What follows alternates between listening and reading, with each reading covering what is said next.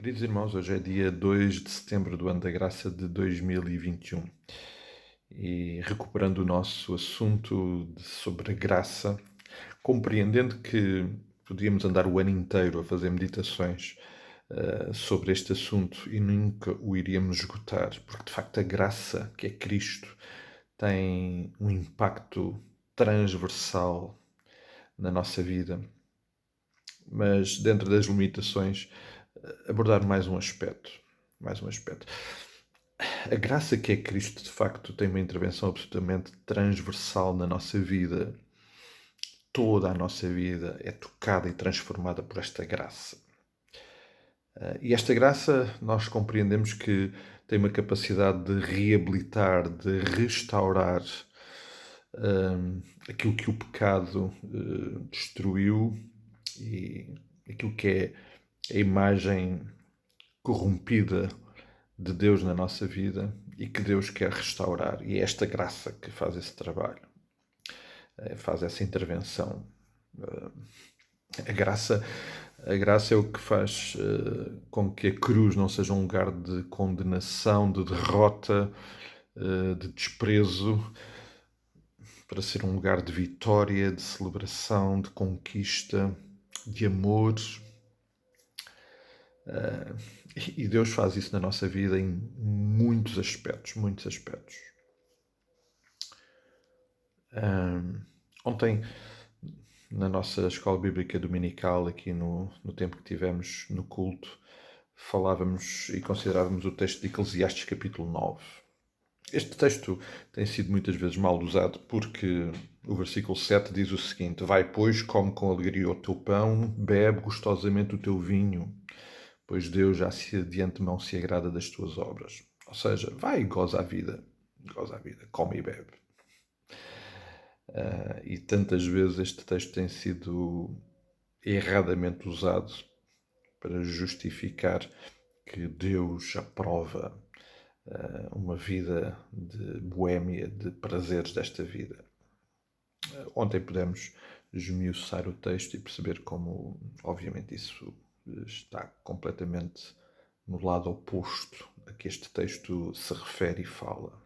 Mas eu gostava de olhar para este texto e, como é óbvio, e ontem eu partilhava isso com os irmãos, é impossível olhar para este texto sem ter do outro lado bem presente os Evangelhos, a mensagem do Evangelho e a mensagem de graça em Jesus Cristo. Não podemos, com tudo aquilo que é de facto esta mensagem e esta graça significa. Mas pensando neste assunto, estava eu a confrontar-me também com estas questões e é óbvio, amados, é óbvio que a graça também restaura aspectos muito práticos da nossa vida. E alguns aspectos para os quais nós temos dificuldade. Culturalmente, e a história fez um pouco isso, adquirimos a ideia de que a vida do crente, a vida do Filho de Deus, é uma vida contida, limitada, longe e afastada da realidade das coisas boas desta vida. Aliás, tenho uma pessoa amiga que costuma dizer que as coisas boas desta vida são uma de três coisas.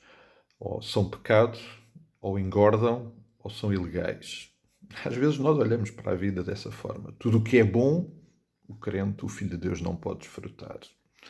E, obviamente, tudo o que é pecado, o crente não quer desfrutar. Mas este texto dá-nos uma perspectiva de que Deus deseja, sem corromper um momento que seja a graça de Jesus, Deus deseja que nós possamos viver e celebrar esta vida com aquilo que Deus nos deu nesta vida. Claro que este é mais um aspecto deste desafio enorme que é viver num mundo ao qual nós não pertencemos. Mas nesta realidade, Deus tem-nos oferecido coisas, momentos, circunstâncias que nós quase que nos sentimos impedidos de viver e de gozar com medo que estejamos a corromper a graça. E nada está mais errado. Porque a grande diferença que a graça faz, a diferença total que a graça de Cristo faz na nossa vida, é que eu posso, de facto, como o texto diz, viver e com alegria comer e beber, fazendo tudo isso, aliás, como o texto de Eclesiastes nos chama a atenção, temendo ao Senhor. Fazendo, como Paulo também já nos lembrou e nós já consideramos, fazendo tudo com ações de graças, em tudo dar graças ao Senhor.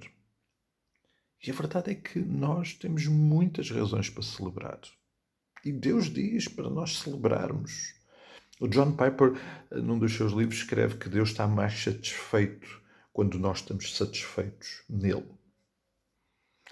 E é Ele que diz para nós celebrarmos. Esta é a grande diferença entre nós e o mundo. Enquanto o mundo olha para o comer e o beber como o prazer final e os prazeres desta vida, a graça de Cristo permite-nos viver estas coisas sem corromper a graça, sem esquecer o amor de Cristo na cruz e tudo aquilo que Ele fez por nós e em tudo aquilo que Ele nos transformou. Porque tudo o que acontece na nossa vida por causa desta graça, aqui debaixo do céu, debaixo do sol, tal como o autor de Eclesiastes nos apresenta, pode ser vivido, restaurado por esta graça.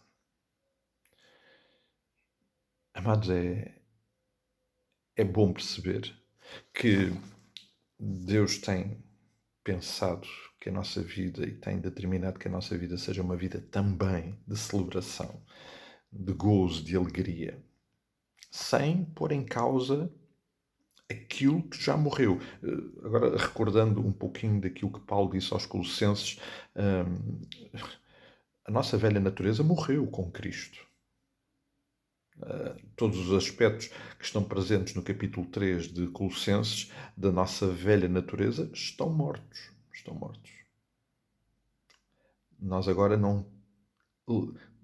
O Espírito de Deus e a presença e a graça de Deus dominou e aniquilou os prazeres, a tendência da nossa carne para o prazer com as coisas desta vida, mas o Senhor nos dá a graça de restaurar e de celebrarmos, temendo ao Senhor e em tudo sendo, fazendo e vivendo para a glória dele, estes aspectos de gozo e de alegria. Aliás, o Senhor Jesus fê-lo de muitas formas e de repente estou-me a lembrar que em João, no fim do Evangelho de João, num momento muito, muito intenso, o que é que o Senhor Jesus fez? Aliás, no momento que antecedeu a expressão da graça de Deus para com Pedro, João 21.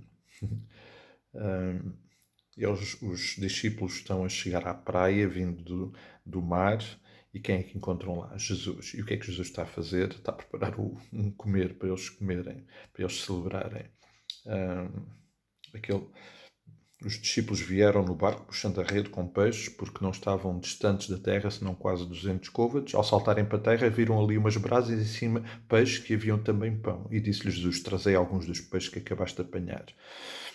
E Simão Pedro entrou no barco e arrastou a rede cheia de 153 grandes peixes. E Jesus disse-lhes: vinde, comei. Nenhum dos discípulos ousava perguntar-lhe: quem és? E depois, na sequência deste momento, o Senhor Jesus restaura com graça, um outro momento maravilhoso de graça, a sua relação com Pedro, expressando desta forma também muito prática o seu perdão e a sua restauração. Amados, a graça que é Cristo restaura para Ele mesmo todos os aspectos da nossa vida. E é possível fazer aquilo que Eclesiastes, nos diz para fazer, que o pregador lá nos diz: comer e beber, gozar a vida com as coisas que Deus nos proporcionou, fazendo em temor, para louvor e para a honra do seu nome. A graça faz-se presente nos momentos difíceis, a graça faz-se presente também nos momentos de alegria, faz toda a diferença. Que o Senhor nos abençoe e nos dê um dia repleto das suas bênçãos. Até logo, até amanhã, até quando o Senhor assim permitir.